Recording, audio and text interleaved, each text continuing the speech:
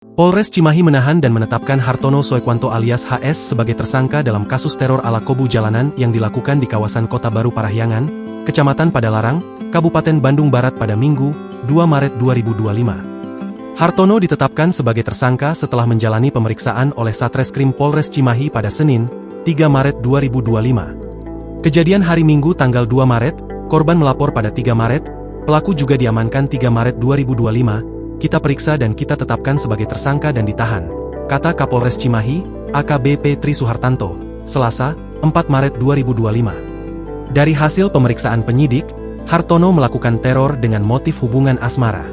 Hartono mengaku sakit hati setelah salah satu korban bernama Cici tak mau lagi menjalin hubungan asmara tanpa status dengannya. Motif pelaku itu karena tidak terima, karena korban tidak mau lagi menjalani hubungan, korban dan pelaku memiliki hubungan tanpa status, ungkapnya. Tri menjelaskan, peristiwa teror bermula saat Hartono dan korban sama-sama melintas di kawasan Kota Baru Parahyangan, Bandung Barat. Hartono yang tak sengaja melihat mobil korban kemudian berinisiatif mengejar dan menghentikan mobil tersebut. Jadi bertemu tidak sengaja. Karena memang pelaku melihat dan mengetahui kendaraan korban, karena kendaraan yang digunakan korban itu berasal dari pelaku. Dibuntuti kemudian diberhentikan oleh pelaku. Jelasnya, setelah berhasil dihentikan, Hartono kemudian turun dari mobil dan berusaha menemui salah satu korban bernama Cici untuk menyelesaikan persoalan asmara mereka.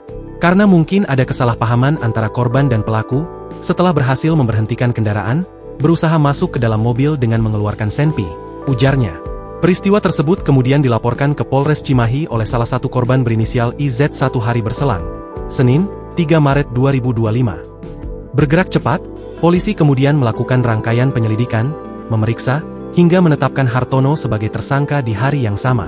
Pasal yang kita sangkakan 1 ayat 1 Undang-Undang Darurat RI Nomor 12 Tahun 1951 dan atau pasal 335 ayat 1 KUHP dengan ancaman 10 tahun penjara, pungkasnya.